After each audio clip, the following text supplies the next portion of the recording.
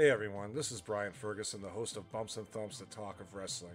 I want to tell you about a good friend of mine's book, Joyce Postion. Her book, My Ringside Seat to the AWA, gives a close look at all the events she attended in the AWA from the mid-70s through the 80s. Joyce has taken thousands of pictures that you won't see anywhere else and tells stories about her times with Bobby Heenan, Nick Bockwinkel, Sergeant Slaughter, and many others. Also, the foreword of the book is written by Sergeant Slaughter. So go to www.joycepostion.com and get your book today.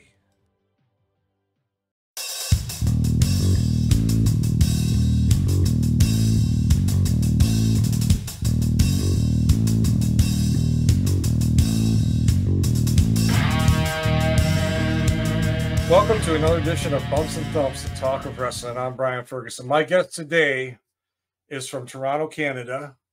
He is known as Wildman Wes Maidment. He is a wrestling fan that loves the history, the background of it all. I'm going to bring him in here. I want to welcome my guest tonight, Wildman Wes. Wes, how are you? I'm all right, Brian. How are you? I'm doing great. Thank you for coming on. Really appreciate it. It's been a pleasure. It'll be a pleasure of mine to speak with you again. I know we spoke on some other podcasts, and we have. It's so much fun to. Geez, Brian, come on! It's so much fun to talk about wrestling history. I love it. Yeah, I love it. And you're from Toronto, so you have some kind of more of addition, background because you also look into the Canadian wrestling, probably Stampede and up there in your Toronto area. What was it up there back in the 70s and 80s? There's a major promotion up there in Toronto. Frank Tunney's promotion. Frank Tunney's, that's right. Yeah, Toronto. So Maple Leaf, yeah.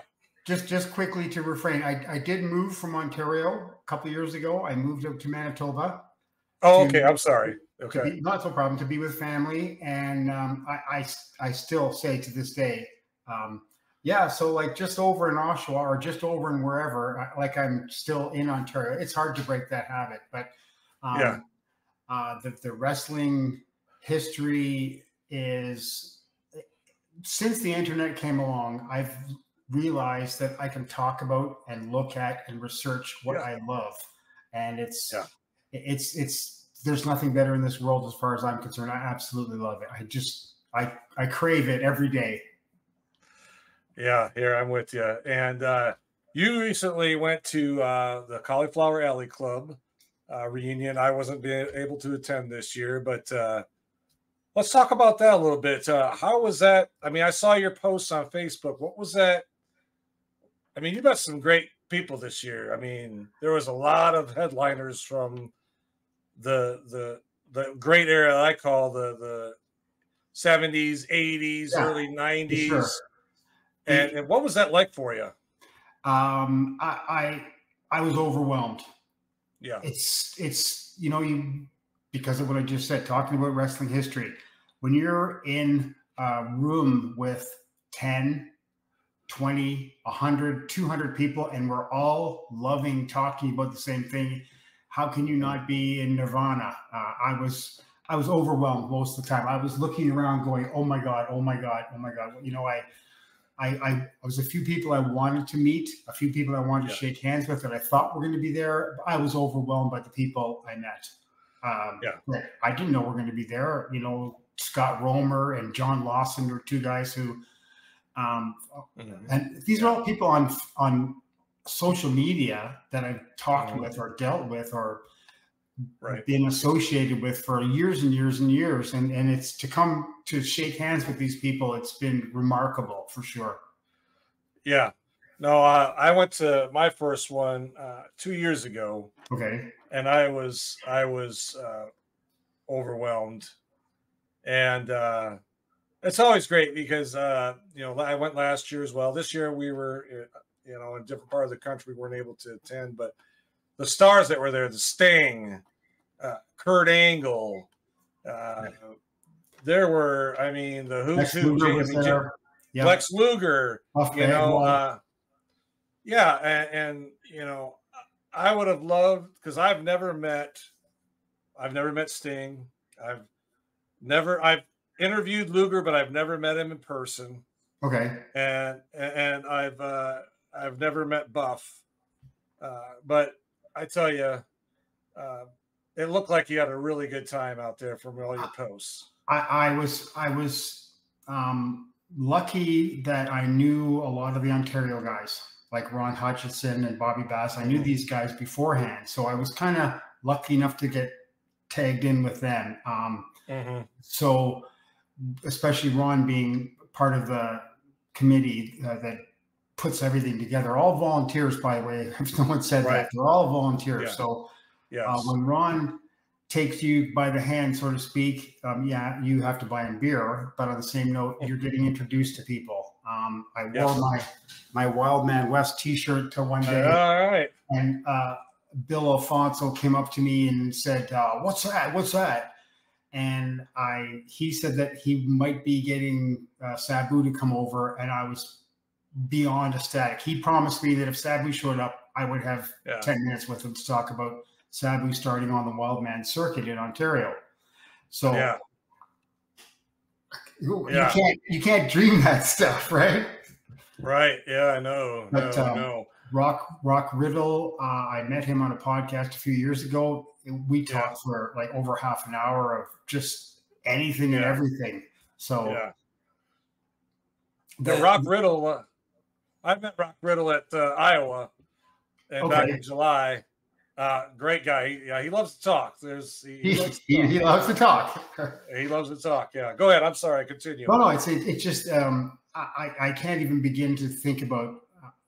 I am a very proud Canadian, and that's not taking anything away from anybody else. But I met so many Canadian guys that were there, first timers or shy guys. I met guys that, "What are you doing sitting over there? You guys look like you're pissed off. What's going on?" It's like, "Oh, we're just hanging out." "Well, where are you from?" You know, like what and boom, next thing you know, you got 4 new friends, right? And you're all taking pictures and holding up your little placards and signs, and it just, I think. I don't even know. Having beers with some of these people also was pretty amazing. Just the bounty of people that were all there for one reason. It's truly amazing. And I have to admit, being Canadian also, when you add 41% on every dollar you spend, it hurts the pocketbook a lot. Yeah. With the exchange. That's right. The exchange rate. Yeah. But gosh,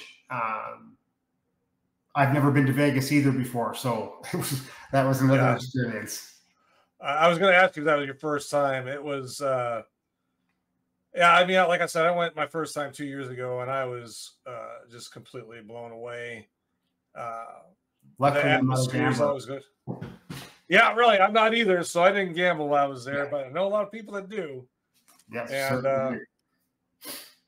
and I just had a great time. And have you ever been to Iowa? No. Iowa's probably closer to me in Winnipeg now than Vegas would be. So we could contemplate that next year. Maybe I'd get my friend George Shire to show up. George Shire, another great person. He is a horse historian. He can tell you off the top of his head just like that something. And but I went to Waterloo, my first one this past year. There was past July, and I tell you what, the atmosphere there, just it's kind of like CAC. The guys will come, they'll talk to you. You know, they don't. It's not like shoving cattle through, you know, the barn there to get fed. They take their time with you and talk to you. And at night when they're back at the hotel, because you usually stay at the same place, same thing. They'll come up and, you know, you buy them a beer or something. They'll sit and talk to you for a little while. And it's a lot of fun. And like you said, you talk about what you love, and that's wrestling.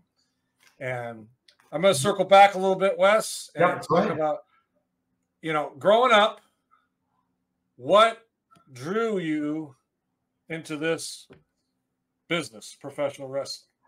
You know, I've been reminded by YouTube. So, you know, when you see things that are 40 years old or 50 or whatever years old, you start remembering things. I think I was a fan when I was about 10.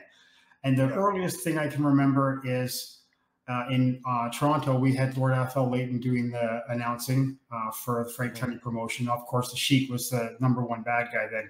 But I remember specifically saying, and via film, we've got the National Wrestling Alliance World's Heavyweight Champion, Dory Funk Jr., and he was doing a promo on film for his upcoming match in Toronto. And whether I have absolutely no idea whether it was against the Sheik or who it was. I just remember that. And then watching the Sheik every Saturday. How can you not be blown away as a kid, not even understanding anything? And I think my love for the Sheik and anything Sheikdom is, and what I've researched and what I've learned, all the bad things, all the good things, don't care. I don't care. The guy's the best villain ever in my estimation, and that's I think one of the things that specifically sucked me in. Yeah, I'll tell you. I don't know if you've ever read or have Brian Solomon's book. Yeah. It's a great book. We had him on our podcast, and we talked at length about it because I'm a big proponent of the book Drawing Heat, which talks about the Wildman in Ontario and the Sheik and him working together, or however it worked out.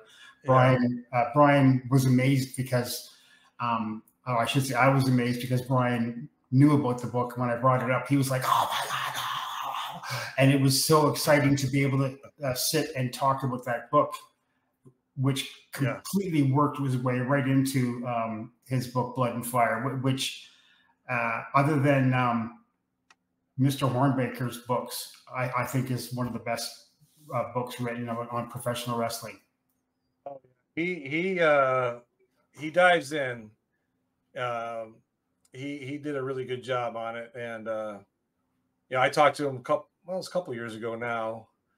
When it first came out, he was at the CAC signing his books. We talked, and actually we met at the bar downstairs later that night. His wife and my wife were hanging out, and we were chit-chatting about it. And he's a wealth of knowledge. He's had a lot of experience with writing. So when he writes something, it's pretty special, and it's accurate. So we're looking forward to his next book on Gorilla Monsoon. And he was telling me it's being put off because of printing can only be done so many times. The book is done, but it's not going to be out. I think he said till next October, which is a bit of a bummer, but and he's a busy man. He loves to write. So I know. Yeah, he's always got his fingers typing something, for a magazine or I know he does Inside the Ropes and stuff. But get back to you now. Okay, so you started, you went to school and then graduated high school. Have you ever been involved as other than a fan in the business? I've had the chance to do a couple things. I basically shy away from anything to do with the ring. I've been to some indie shows where I've had to be, I did play-by-play. Yeah. Okay. Comment. Yeah. No. Whatever. I've never, I just stayed away from the ring. I mean, I've grabbed the ring ropes from outside. I've slapped the mat, which I feel just absolutely ridiculous doing. So to me, it was, Brian, the truth is I was a closet fan. Okay. After being into my 14, 15, 16, nobody I knew liked wrestling. Nobody.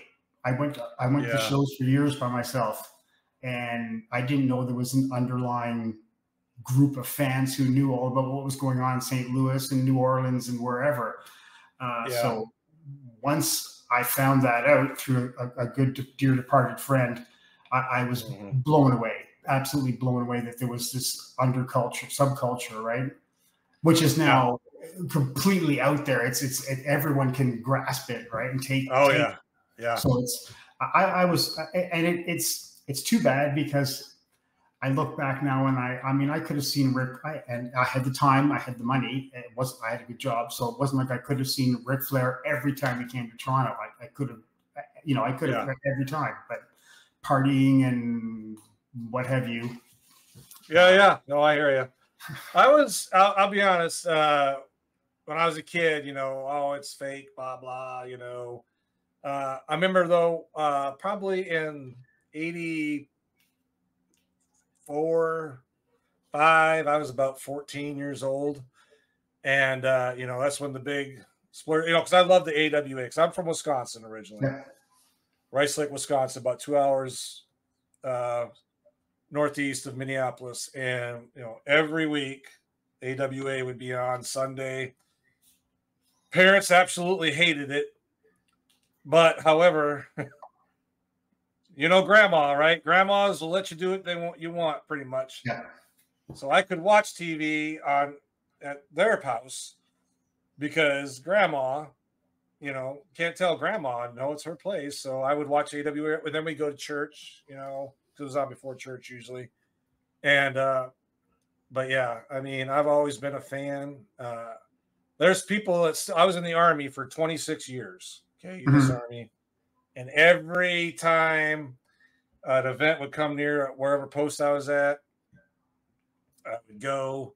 And whenever I was in Iraq one time, they came over, WWE come over, and I got to see them at a fob I was at. Like, I got the picture over here with a bunch of them. They signed it. But yeah, I mean, I was kind of a closet fan till I was about 14. And that's when like Hulkamania blew up, on cable and but yeah, I was kind of like you, but I didn't go to shows for a lot of years either, just because, it was kind of but anyway, back to you, not me anymore. In Ontario, when I was growing up, we were, I can't even believe I would say this, and maybe some people that live in different parts of the country or in the US might think it's not true, but we had Frank Tunney Promotion, which the Sheik was basically the number one guy. We had Buffalo, which was the National Wrestling Federation, which was Pedro Martinez, and he used most of the same guys. We had Grand Prix out of Montreal with Vachons, and we had Stampede out of Calgary, and we had Kiniski and Sandra Kovacs out of Vancouver. We had all those 5 wrestling shows, not all at the same time. They were like coming and going, and they'd show up or they wouldn't. But growing up, I got to see the young Abby. I got to see Kiniski his whole life. Don Leo Jonathan, both on the west coast of BC, British Columbia, and in Montreal for Grand Prix. And there was, I imagine people would open up the magazine and say something like, I don't know who Salvatore Lothario is. I've never seen him, but not that I have. But the variety of guys we saw on TV every week was crazy. And that was the first mini explosion of cable. And that was in Toronto area. We had cable, I think, in the maybe early 70s. Oh, okay, yeah. Better than me, because we didn't have it where I'm from until about, I don't know, probably 84. Oh, wow. It was, it was like the rabbit ears, and had to turn it just right, or one of those big antennas you had outside the house. But you know what? The thing is that it was good and bad with cable, for me anyways. Okay. It's great because, I didn't just get the AWA now. I got Mid-South. I got Georgia. I got, then I started getting WWF. I never heard, honestly, I started buying the magazines when I was about the same age, about 14. I never heard of WWF. I was like, what? Really? I don't watch it. No. AWA was my. Yeah, if that's the only thing you see. That's the only thing I saw. And then I started hearing about this stuff, and then it came in, but kind of like you, when it started coming in, but when those promotions kind of started dying off, one week they might be in Toronto, or Vancouver, those guys, and then the next week you'd see them on WWF at a show in, maybe, Seattle or Detroit or wherever. And you're probably scratching your head like I was like, that guy was just, like in Minneapolis a week ago. And what's he doing over here in New York? But, you didn't know. And the difference in our ages would prove that by 82, I had found that subculture. I knew what was going on. I already subscribed to Meltzer and anyone else who I could find the money for. I kind of knew what was going on back then. And it's kind of sad because it takes away that mystique. Yeah. But at the same time, that was exploding. That time was exploding with the inside sheets. And I don't know, I can't remember what age it was. So it made me in 1985, I was 26, 27. And I had a good job and I could afford it and it was nice, right? So I was getting the sheets. I knew, and then, you read Meltzer and he's so-and-so's jumping and they're leaving Mid-South, say, for the WWF. And it's like, well, okay, whatever. Yeah. Yeah. Hey everyone, this is Brian Ferguson. I want to tell you about a great book written by my good friend, Mr. George Shire. It's called Minnesota's Golden Age of Wrestling, From Vern Gagne to the Road Warriors. George dives deep into the golden age of wrestling, starting with the 1950s, talking about Lou Thez, Vern Gagne, Wilbur Schneider, and many others, and goes all the way deep into the AWA and into the 1980s, ending with the tag team domination of the Road Warriors. Now, this book includes photos of George's personal collection, as well as programs and sports facts that was published for many years. So go to Amazon today or the Minnesota Historical website and get this book as soon as you can. And folks, enjoy the podcast. And I didn't get the magazines. I go to the store and get PWI and Inside Wrestling, but those magazines were a couple months behind. Yeah. That was the bad thing. I didn't know about the inside sheets, dirt sheets, whatever you want to call them. I didn't know about those back then. And but I mean, for me, Wes, it was when I saw the AWA especially really starting to go downhill by like 87, 88, it just crushed me because most of the guys that were the talent in the WWF, a lot of them were from the AWA or another territory that you're like, and it was killing them, and like Canada, Toronto, Vancouver, they had, that 5 promotions all across the country. And I think probably Stampede was probably the last one. Maybe Frank Tunney's. Tomko and Pino Brito out of Montreal were 2 of the last independents, okay. Right? And other than that, everything got swallowed up. And we all know what happened in Calgary. Like, he stabbed him in the back and they started back up. And then another brother was fighting with another brother and they started it up. And then, which is whatever. But so we also were lucky enough that off and on we had the WWF TV from the 70s right up until about the mid 70s. So I knew what was going on there too. Like when Pedro Morales was the champion and Ivan Koloff, and we knew that the belt had changed in other magazines. But also when you said in the mid 80s, I already had a friend who was tape trading. So he was trading with guys in St. Louis, and I have no idea where else, maybe Scott Teal and guys like that.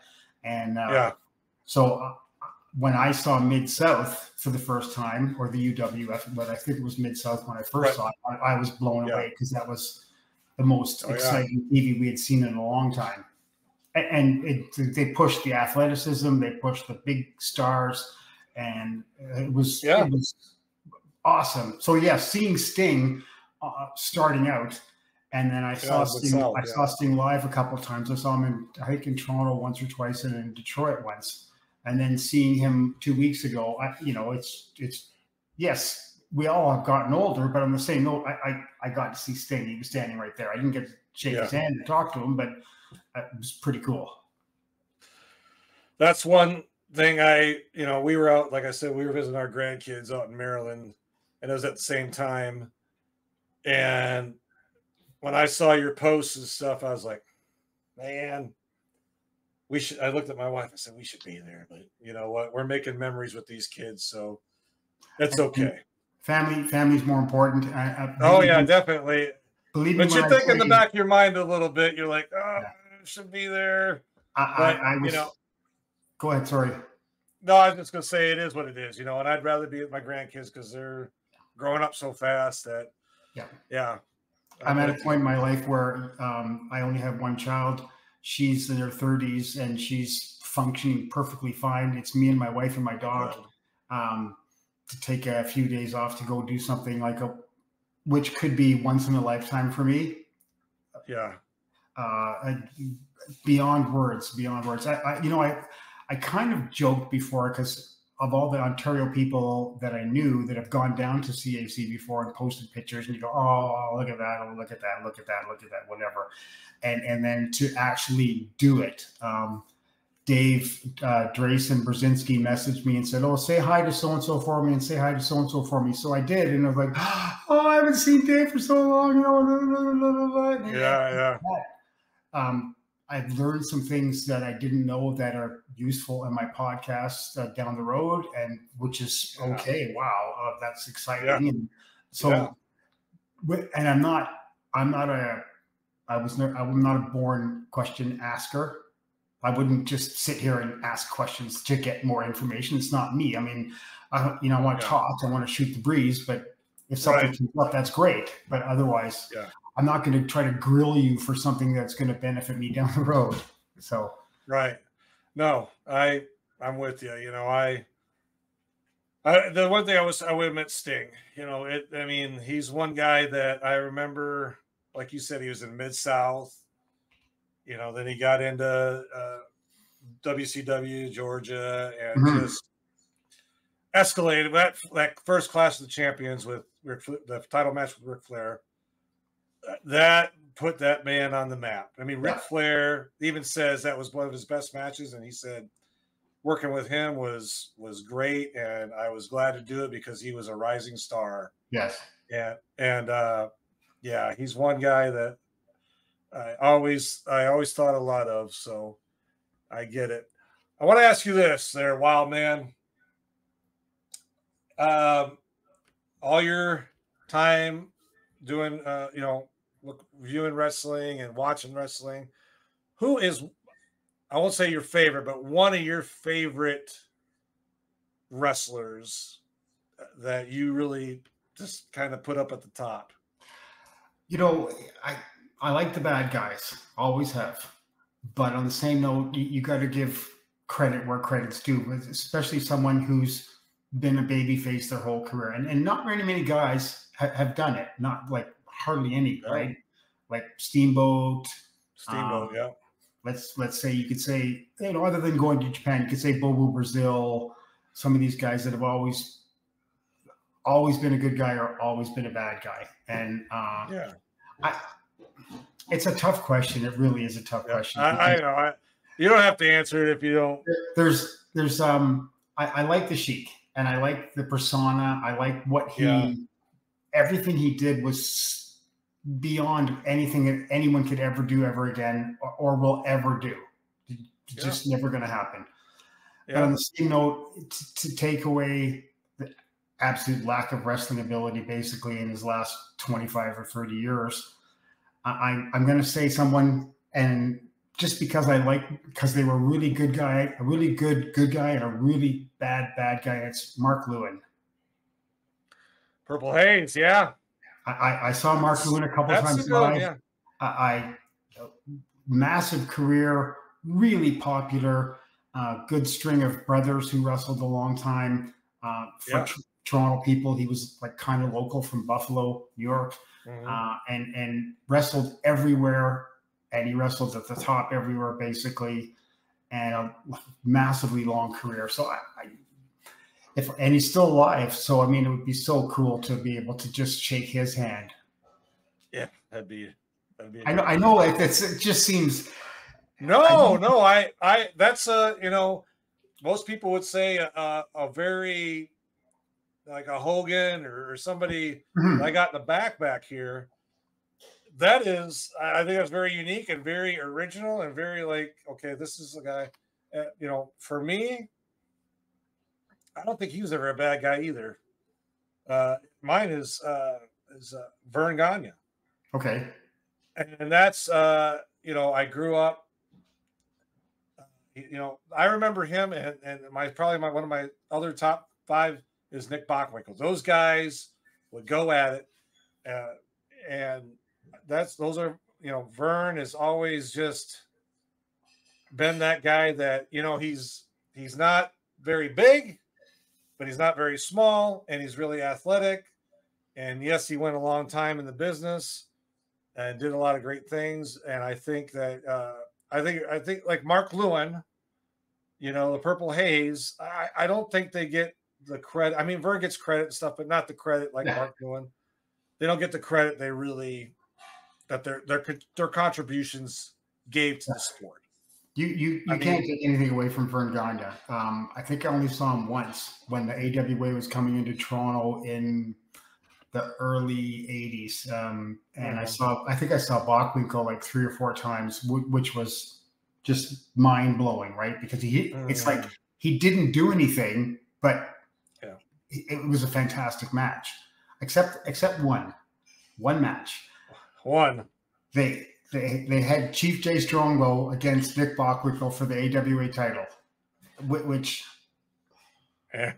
anyways, so they start the match and everything, and like, I don't know, 3 minutes in, Strongbow goes down with a hurt knee, and I was like, oh, what a piece of shit, right? You got Nick Bockwinkel here, who could probably, even with Chief Jay Strongbow with no legs, could have made a great match, and then it was a bummer. It was a bit a bummer. That was crap. Yeah. I don't know if he was right back out of town or something. I have no idea, but I don't know. That's Strongbow. I've heard, I don't want to degrade the man, but I've heard some different things that he was still over in Toronto. So, you know, not like he was going to win the title, but he was still over in Toronto. So I guess. Yeah, I guess. Yeah. So traveling. Okay. In Canada, when you went to these matches, did you guys go across Canada, or did you mainly stay in your Ontario base until you moved, or we went to Buffalo once. I think it was around a Terry Funk I Quit match or something with Eddie Gilbert, and it was we went to Buffalo to see a card there, an NWA card. I went 2 or 3 times to Detroit to see NWA cards. I went with a good friend his name is Terry Dart, and he had been going to wrestling forever and a day. And the first show that we were able to go to, Cobo Hall, and he'd been there for like all the Chic highlight matches in the 60s. So it was really cool to go to see the house that the Chic built in Detroit. And I treasure those moments, and they were special. And a lot of times when you find that you're, what am I going to say, not inside, but you kind of know what's going on. Sometimes you don't pay attention to the match just because there's someone more interesting sitting beside you or just over there, and you're yakking, right? Right. The independent cards we used to go to in Ontario, I'd go with some former wrestlers, and they'd have a former wrestlers table, and they'd buy a couple pitchers of beer and introduce everybody, treat them really, really nice, and we'd sit and talk about the old days instead of watching the matches. And not that I didn't pay my $20 because I don't have a problem giving some to the local guys, right? But oh my gosh, I would have liked to have gone to Montreal when I was a kid. My father was from Montreal, so when I was a kid, we used to go to Quebec a lot, visit relatives and whatnot. And I remember seeing posters out in the rural areas for Grand Prix wrestling, and just thinking, you're going, oh, I mean, you're on a family vacation. There's no way you're going to get to go to see a wrestling show. But I think it would have been nice to have not been a closet fan, because then I could have seen a lot more and learned a lot more faster. But on the same note, with the internet now, I can Google something that I want to learn that. Oh, I remember. It was either go to wrestling that night or go to Frank Zappa concert. What's your choice? So all my friends are going to the Zappa concert. Where am I going to go, right? Yeah, so, Zappa, yeah. But now I can Google and I can see all the matches. I mean, I didn't see them personally, but I can see who won, what the times were, right, what was going on. Yeah. So it makes it a little comforting anyways. Yeah, no, I understand that.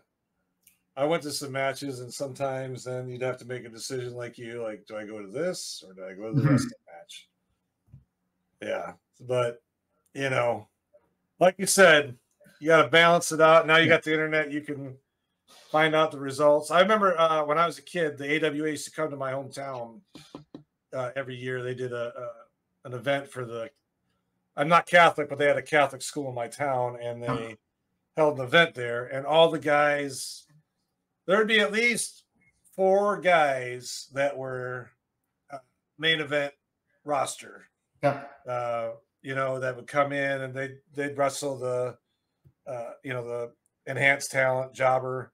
But you'd have your AWA Pro Wrestling Report. You'd buy it was a paper for like $2, and then you'd have a pencil, and they'd come by and they would sign it.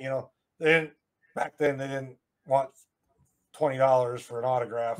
Anything. Yeah. They just sign it real quick, I mean, I just got to see Bockwinkel. I got to see the High Flyers, Greg Gagne and Jim Brunzell, Road Warriors one year. I couldn't believe that.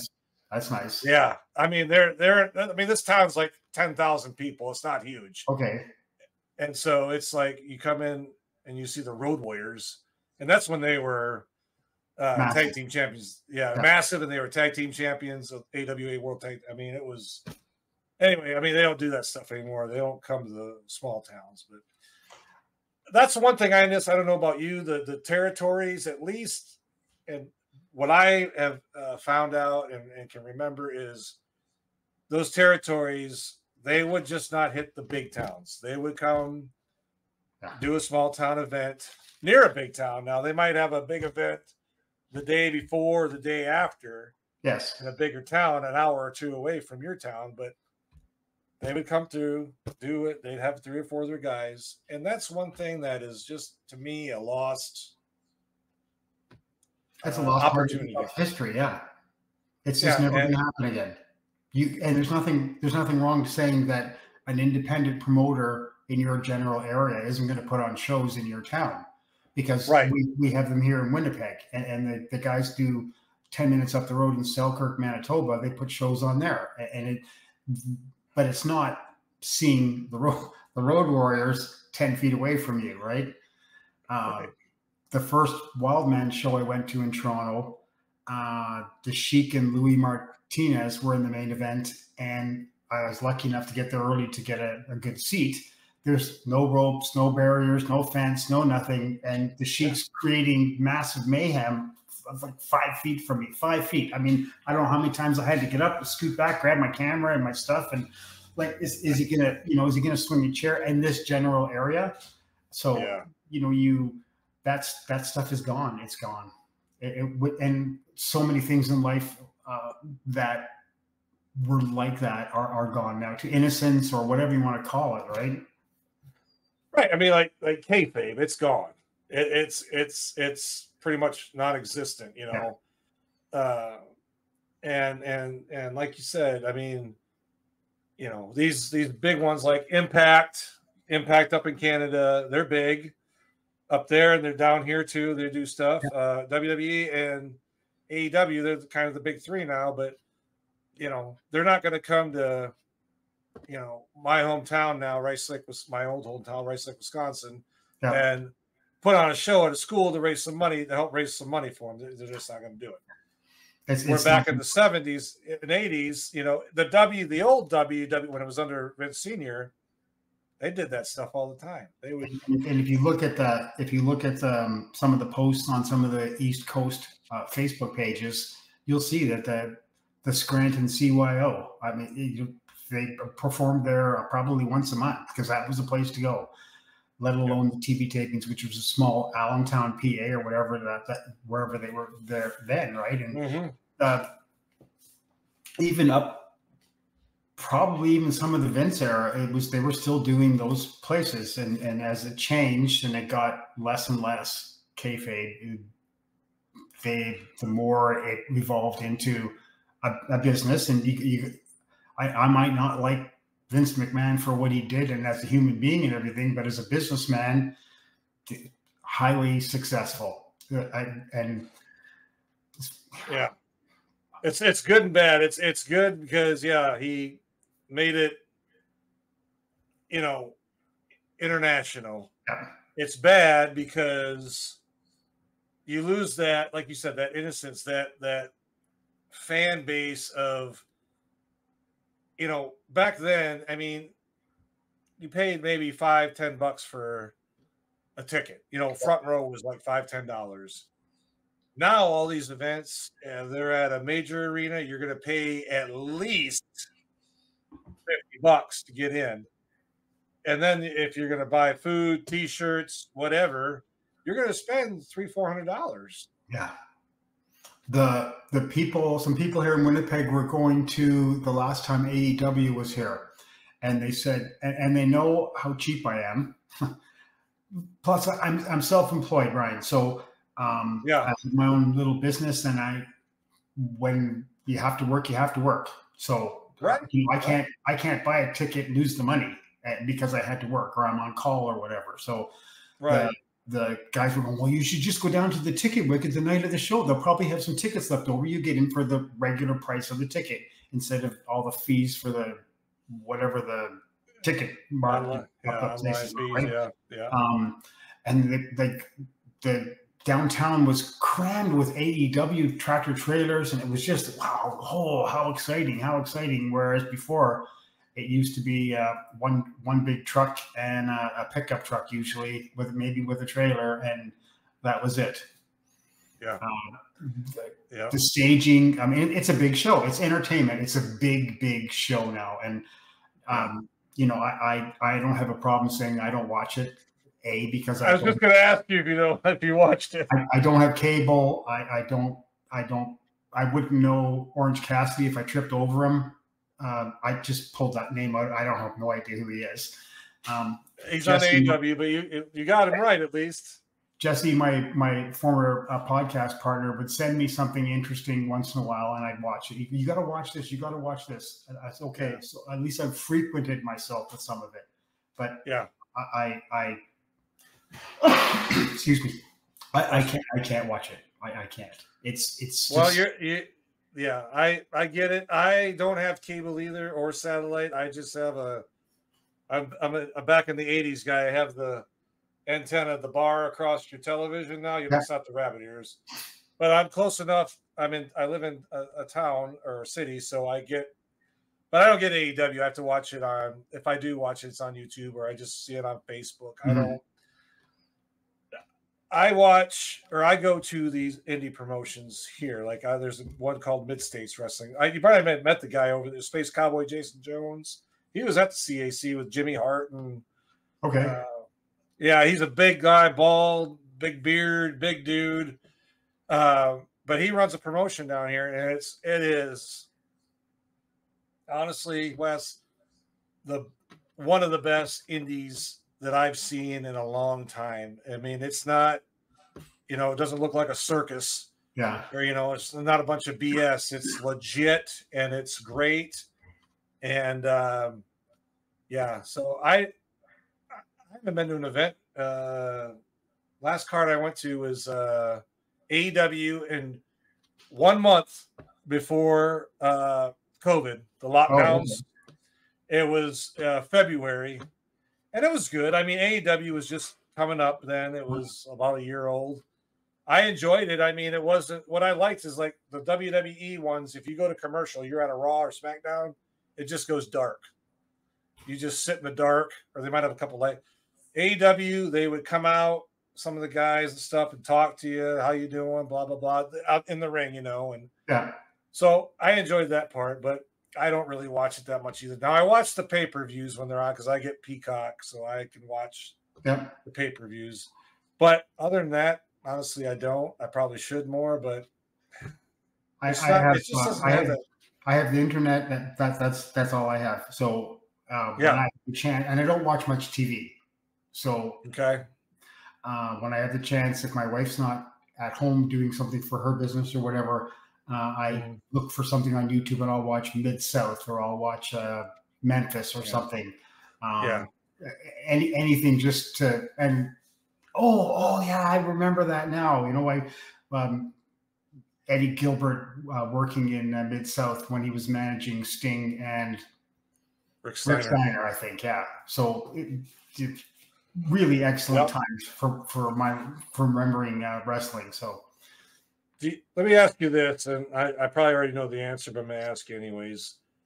Do you ever believe that the territory system will come back? Maybe not as it was, but some kind of form of it. Do you think that'll happen? If the right person comes along, it would be nice to think that it could, to put it into the Northeast, the Midwest, the Pacific Northwest, or something. Even just something like very vague, but groups like that. It would be. It would have to be young guys with money that were able to work together and build. It would take so long to build. It would take just so much money, in my estimation. I don't think it ever can, but I ask me this, slap me across the face. Do I miss the territory? So like crazy, right? I don't think it'll ever happen. It's too bad. It would be nice if it did, because of those people that are your age and younger would be able to see that, oh my gosh, John Smith was working as a Mr. X in Oregon and Washington, and then now he's working for Florida, and his nickname is Wolfgang Puck or something, right? And blah, blah, blah. Yeah. I think anybody really born after really 1980, because you probably didn't really comprehend wrestling and stuff till you're about 4 or 5 years old, right? You really exactly. I think anybody born after 1980 doesn't have any idea about the territories, or very little.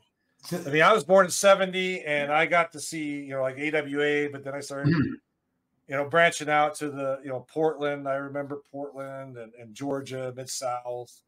And I remember when the AWA used to go to up to Winnipeg, in Toronto or Manitoba, that area. Yep. They would do shows and then they tape it and then they come back, and show some of the matches during their program. It was the promotion here in Manitoba, in Winnipeg. It was the promotion. It was the thing. I've talked to hundreds of guys that have spent their whole life in Winnipeg area, and they didn't know any different either. They just did not. And it's either Vern or Nick, and then Bobby Heenan, and then everybody else, right? Yeah. Vern and Nick, that's it, 1 and 2, because you got a good guy and a bad guy, right? Yeah. No,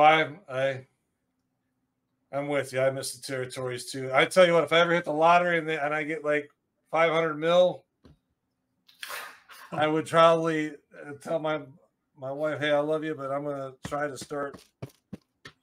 We'll put a big chunk of it aside for us, but I want to start something."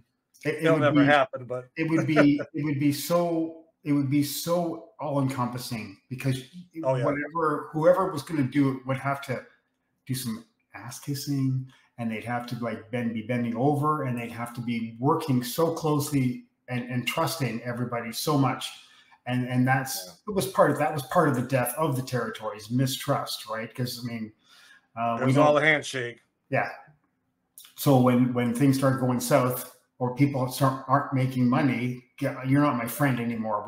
We can't do business with you. But like we see all the people that got fired as bookers or whatever in the territory. Well, I'm just going to Seattle. I don't care. Or I get fired from Seattle and they'll welcome me in Dallas. So it doesn't matter to me. Right. That part of it was fascinating to me when I was growing up, because in the early 70s magazines, they had this section called Go Where the Action Is. And in the actual aftermags, they'd show clippings from different territories. So you could see that the Sheik was wrestling in California, and that so-and-so, just say, for example, in Toronto area, where did Dewey Robertson go? He's not here anymore. Well, we didn't know, unless you knew him. We didn't know. Like, oh, he's wrestling in Australia now. Like, holy smokes. Yeah. And so that was really cool to keep abreast of things that way. I think that's why I like clippings so much, because of that feature that was in the magazines. Clippings. I don't buy anything anymore, but if I saw something that was pretty darn interesting, I'd be partaking, because clippings just turn my crank. Yeah. And my main Facebook page, if you don't mind me saying, is the National Wrestling Clippings Alliance. So it's based on the NWA, but it's the National Wrestling Clippings Alliance. It's basically telling wrestling history one clipping at a time, with posters, ads, clippings, results, anything else that we can find, pictures. And we have lots of people who are contributing, and it's just so exciting to be part of that. No, I was just going to ask you, my last and final question is, if people want to get a hold of you or join you have a few groups. I have 5. You're running 5. That's right, because I've gotten all the invites and I've accepted. So tell us about those. Like, okay, so if somebody wants to get a hold of you, or send you some information on stuff, go ahead and tell it, please. I started the Wildman tribute page, and it's going to be 9 years old in November. So I just started to keep my good friend who passed, Terry Dart. I wanted to show him stuff that he couldn't get. He wasn't very computer literate. He helped me with a lot of pictures and stuff, but he missed it, and he loved that promotion. So I started that, excuse me, and it just grew because of the people that were either working for the Wildman or people's kids who worked for the Wildman, and it grew and grew and grew and grew. I wanted to do an Ontario page because I thought that that story needed to be told, because of the history that is in Ontario for 100 years easy of wrestling. And it wasn't just Frank Tunney. So I have the Wildman tribute page, excuse me, the Ontario Wrestling Clippings of the Past. I started a Ric Flair page because, well, everyone likes Ric Flair, I hope. I got a picture of him back here. I started a British Columbia page because one day I found a plethora of stuff online, so I figured I'll start that. There you go. And, excuse me.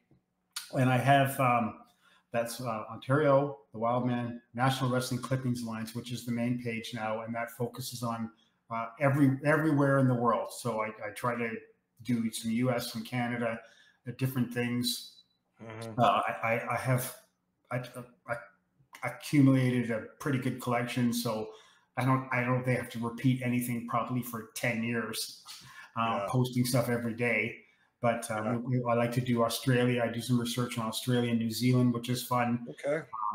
I'm not an expert on Japan, so unless there's something really, really interesting, I kind of stay clear. I don't want to say or put something down that is not true, and someone's going to come back and go. So, But yeah, Europe and Britain. I like British wrestling. It's pretty cool, different, really different. But and I have 2 podcasts, which who doesn't want to? The internet blew me away because I love talking about wrestling, and so Jesse, buddy Jesse and I started the National Wrestling Clippings Alliance podcast, and we were focusing on a card every month. We would dissect a card, all the guys on the card, talk about them, what have you. Actually, before that, we were doing a podcast on the Dave Dynasty Network, and we wanted more features, and Dave he didn't have the time to do more editing and put more things in. So we started our own up. I didn't know you could start a YouTube channel by yourself. I had no idea. And now I have Adventures in Bearland, the Wildman podcast, and I've got guests lined up already for September. So I'm starting September here again, and we're going to be running hopefully 1 or 2 a month, some short, some long. Going to have George Shire back on, Dave Brzezinski out of Detroit, a couple of workers who worked for the Wildman, and I'm going to be doing some more stories and talking about Terrible Ted, one of his wrestling bears, and just Brian, there's not enough time in the world to talk about wrestling. There isn't. And my wife hates it. So. All right. Well, I kind of fibbed. I got to ask you one more question. And you ever thought about putting a book together on the subject? I believe me. I have lots of books in me. Yeah. Until I retire, I just can't do it. I've written a book on the Wildman already. And it's called Bear Paws and Body Slams. But it's all ink and paper and not published. Pardon me, unpublished. Not published, and it can't be published the way it is. And I'm not overly computer literate, so it's so hard to read chicken scratch and put it onto the computer. But it's getting there, and I did get some tips from Mr. Rock Riddle about what to do. So that was very nice for him to help share some information. Yeah. If I was going to write another book, I would like to do a fiction. I would love to do a fiction book based on wrestling. So that you could create more of an aura of someone, it would be during the territory times. Yeah. So the person could go here and there and travel the world and save lots of money and be rich and famous and have lots of women and blah, blah, blah. Well, I don't know. I know you know, and it's that I just finished the biography on Vern Gagne.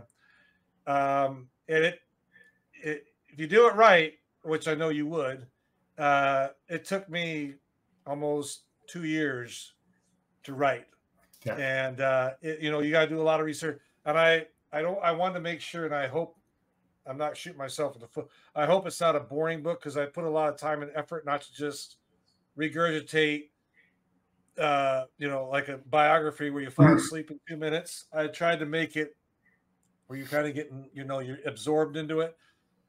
But, we're getting it proofread and edited right now, and hopefully it'll be out here in a few months. But if I'm a success and I can drink pina coladas on a beach somewhere, I'll definitely invite you to come along.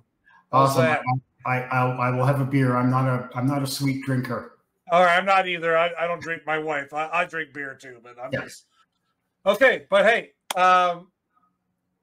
Wildman Wes Maidment, thank you, sir, for coming. It's been my pleasure coming on your show. I very enjoyed connecting with you even before this. So and it was. I know you went to Iowa. I remember asking you, "Are you going to CAC?" Because I thought, "Oh my gosh, if I get to meet you, that would be awesome." Yeah, that would be awesome. Yeah, but that's okay. I talked with George a few weeks ago, and he was saying it was too bad that he wasn't going also, because it would have been nice to meet up in person. George doesn't live really that far from me, so maybe when I retire, I'll be able to make a 2-day trip to go down and visit with him, and we can shoot the breeze. He's a great guy. He's a great guy. He's a great guy. In fact, in about a week and a half, I'm going to visit my parents, and he only lives a couple hours.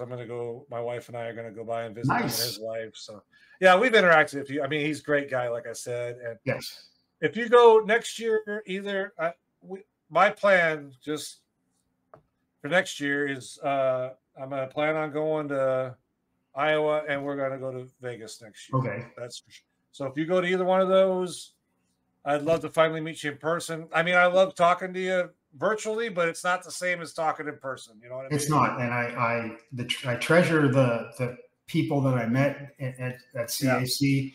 It was nice to meet Darla Staggs, who great lady. I've known her name, I swear, for 40 years. Yeah. Her name. Yeah. Some of the other people. Barbara Goodish is a sweetheart. Yeah. Pam Morrison, sweetheart. Yes, she was very, very nice. Oh yeah, they're all sweethearts. I've met them all. Rich was very nice. I talked with him a couple times, so that was really fun. You expect that people are going to be don't talk to me. You know, I've got something to do, and it wasn't like that at all. So you just turn around and someone's there, and you ask them, and we're doing that, or we're doing this, and it was marvelous. Hopefully by next year I'm retired, so that I will be able to save up a little bit of money so I can go back to Vegas. Although the 41%, it's a killer. That's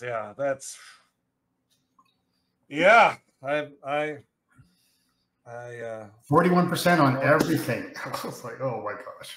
But I'm sorry, if it was only once, I enjoyed it thoroughly, and memories for a lifetime for sure.